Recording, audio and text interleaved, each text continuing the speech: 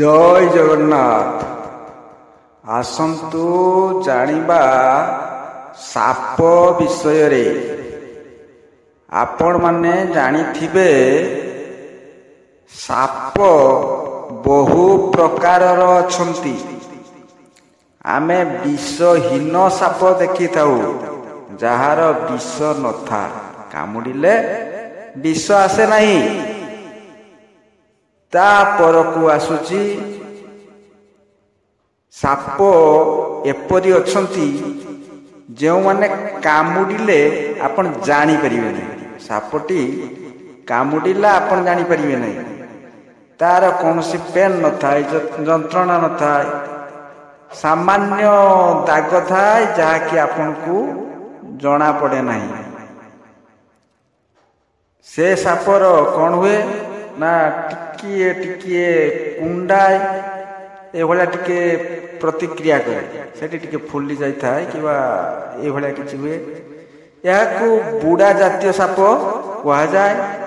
64 प्रकार बुड़ा अछि। तेणु ए प्रकार जातिर बुड़ा सामान्य छोट धरणर थांती, घास पत्र एभली सब विभिन्न प्रकार जगार रुहती।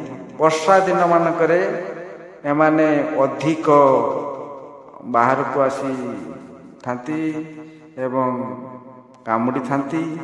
आपण माने जानी पारंतिनी, किंतु सेई साप विष को जदि आपण परीक्षा करते जिबे विष धरा पड़ेनि। हठात की ब्लड रे सेमती आसेनि, हठात की जानी परिबेनि।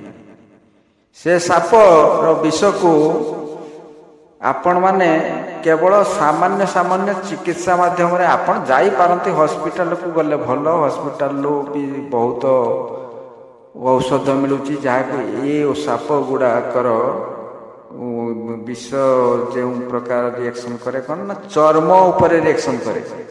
आपणकर चर्म कुंडे कुंडे हबो, कुंडी कुंडी छेड़ा छेड़ा उठी जीवो, भल हबनी, सब कुंडीबो, खादरा खादरा कुंडी कुंडी बहुत कष्ट पाइबे। एटा चर्म उपरे इफेक्ट करे। तेणु याकू आपण माने हॉस्पिटल लो चर्म औषध आनी माखी पारिबे। ता नहले गद अछि, जो गद को आपण माखी पारिबे। गद गछ गद, से गद को माखी पारिबे।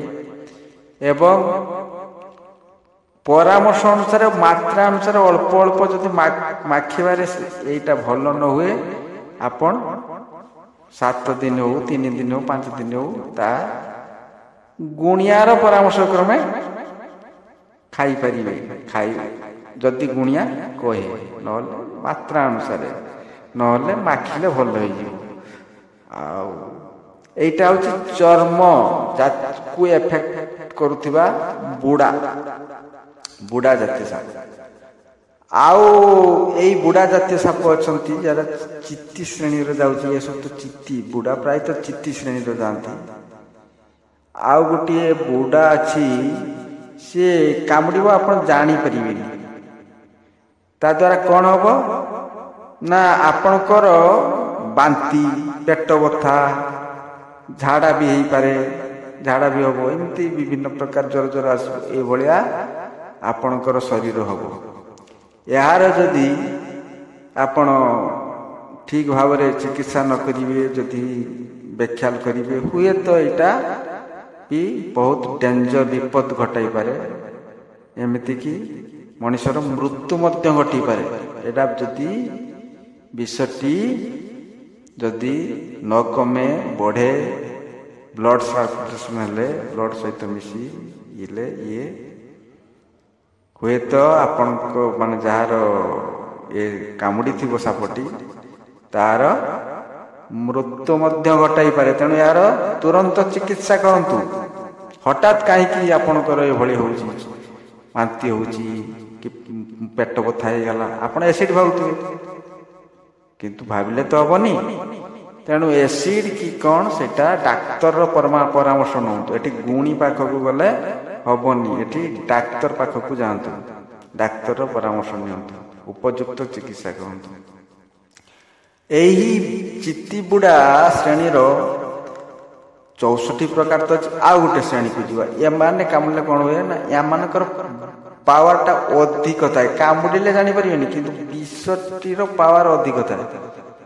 ନାଗ ଜାତୀୟ ସାପ ଭଳିଆ ବିଷ ଏମାନଙ୍କର ଥାଏ ପାୱାର।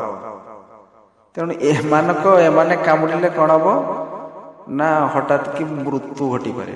କାହିଁ କିଛି ନଥିବ ମୃତ୍ୟୁ ଆସିପାରେ, ମଣିଷର ମୃତ୍ୟୁ ନେଇପାରେ। ତେଣୁ ଆପଣମାନେ ଏଇ ସାପ କବଳରୁ ରକ୍ଷା ପାଇବା ପାଇଁ ଫିନାଇନ ସେବନ ପକାନ୍ତୁ, ଘରର ଆଖପାଖେ ପରିଷ୍କାର ରଖନ୍ତୁ ଏବଂ ସେଜ ବିଛଣା ଯେଠି କରୁଛନ୍ତି ତାକୁ ପରିଷ୍କାର କରି ରଖନ୍ତୁ। ବିଶେଷ କରି ଫିନାଇନ ଦ୍ୱାରା ଆପଣଙ୍କର ଘର ଚାରିପାଖେ ଫିନାଇନ ଲଗାନ୍ତୁ। যেটা ଅଛି ଯେ ଭବିତବ୍ୟ ଯାହା ଅବଶ୍ୟ ଘଟିବ କିଏ ତା କରିବ ଆନ, କିଏ ଏହି କାଳଚକ୍ର ଗତି ରୋଧିବାକୁ ବଳବାନ। ଏଇଟା ଆମେ ଜାଣିଛୁ, ତଥାପି ତ ସେମିତି କହିଲେ ହବନି ଯେ କଥାରେ ଅଛି ତୁ ଶୋଳି ଉପରେ ଚଢ ରାମ ତାରା ଭଲା କରେଗା। ତେଣୁ ସେମିତି ତ ହେଲେ ହେବନି। କର୍ମ ଆମକୁ ସତର୍କ ସହକାରେ କର୍ମ କରିବାକୁ ପଡ଼ିବ। ଇଏ ଗଲା ଏଇଭଳିଆ ସବୁ ଚିତି ଜାତୀୟ ଛୋଟ ଛୋଟ ଆକାରର ଏମାନେ ଏଇଭଳିଆ ପ୍ରବଳ କାଣ୍ଡ ଘଟାଇଥାନ୍ତି ଏଗୁଡ଼ା। ଆଉ ବୁଢ଼ା ଜାତୀୟ ସାପ ଯେଗୁଡ଼ା ଅଛନ୍ତି, ବାଘୁଆ ବୁଢ଼ା କି ବିଭିନ୍ନ ପ୍ରକାର ଯେ ବୁଢ଼ା ସବୁ ଅଛନ୍ତି, ବୁଢ଼ା ଜାତୀୟ ସାପ, ଏ ସାପ ଗୁଡ଼ିକ କାମୁଡ଼ିଲେ ହଠାତ୍ କି ବିଷ ଛାଡ଼ିବ ନାହିଁ। ଆପଣମାନେ ଏ ସାପ କାମୁଡ଼ାରୁ ରକ୍ଷା ପାଇବା ପାଇଁ ତୁରନ୍ତ ହସ୍ପିଟାଲକୁ ଯାଆନ୍ତୁ ଏବଂ ସାପ ଦେଖି ଯାଆନ୍ତୁ। ସାପ ଦେଖିଗଲେ ଚିକିତ୍ସାରେ ସହଜ ଉପାୟରେ ଆପଣଙ୍କର ଲାଭ ମିଳିବ ଏବଂ ତୁରନ୍ତ ଚିକିତ୍ସା ହୋଇପାରିବ। ଯଦି ଆପଣ ସାପକୁ ନ ଦେଖିଛନ୍ତି କିମ୍ବା ନ ନେଇ ପାରୁଛନ୍ତି ତେବେ ଆପଣ ଡାକ୍ତରଙ୍କ ପରାମର୍ଶ ନିଅନ୍ତୁ। ତାପରେ ଗଲା ନାଗ ଜାତୀୟ ସାପ। ନାଗ ଜାତୀୟ ସାପ ଏମାନଙ୍କର ବିଷ ବହୁତ ଚୂଡ଼ାନ୍ତ ଥାଏ। ଏମାନଙ୍କର ବିଷକୁ ରୋକିବା ପାଇଁ ଶୀଘ୍ର ହସ୍ପିଟାଲକୁ ଯିବା ଦରକାର ଏବଂ ଶୀଘ୍ର ଘରୋଇ ଚିକିତ୍ସାର ଏଠି ଚଳିବ ନାହିଁ, ଶୀଘ୍ର ଡାକ୍ତରଙ୍କ ପାଖକୁ ଯିବା ଦରକାର। ତେଣୁ ମୋଟାମୋଟି କହିବାକୁ ଗଲେ ଆପଣମାନେ ସତର୍କ ରୁହନ୍ତୁ। ନିଜେ ସତର୍କ ରହିଲେ ସବୁ ହବ। ଆପଣ ଜାଣନ୍ତୁ ଏ ଦୁନିଆଟା ହେଉଛି, ଏ ସମସ୍ତେ ହେଉଛନ୍ତି ପାଗଳ। ଆପଣ ଏ ପାଗଳ ଖାନାରେ କେମିତି ମୁକୁଳିବେ, ତେଣୁ ସେଇଥିପାଇଁ ସବୁବେଳେ ସତର୍କତାର ସହ ଗତି କରନ୍ତୁ। ତେବେ ଆପଣ ଯଦି ନିଜକୁ ସତର୍କ କରିବେ ଜୀବନ ସୁରକ୍ଷିତ ହେବ। ନିଜକୁ ଯଦି ସତର୍କ ନ କରିବେ ଜୀବନ ସୁରକ୍ଷିତ ହୁଏ ନାହିଁ। ତଥାପି ଆପଣମାନେ କର୍ମ କରିବା ସହ ଭଗବାନଙ୍କ ଦରବାରରେ ଭଗବାନଙ୍କର ଶରଣାପନ୍ନ ହୁଅନ୍ତୁ। ଭବିତବ୍ୟ ଯାହା ଅବଶ୍ୟ ଘଟିବ ଏହା ତ ସତ, କିନ୍ତୁ ଭବିଷ୍ୟତ କଥାକୁ ଆପଣମାନେ ନ ରଖି ବର୍ତ୍ତମାନ ଉପରେ ଚାଲି ସତର୍କ କର୍ମ, ସତ୍ ଧର୍ମ, ସତ୍ ଚିନ୍ତାରେ ମନୋନିବେଶ କରନ୍ତୁ। ମୁଁ ଏତିକି କହି ରହୁଛି। ରବୀନ୍ଦ୍ର କୁଲ୍ହାରୀ। ଜୟ ଜଗନ୍ନାଥ। ଭଗବାନ ଜଗତର ମଙ୍ଗଳ କରନ୍ତୁ।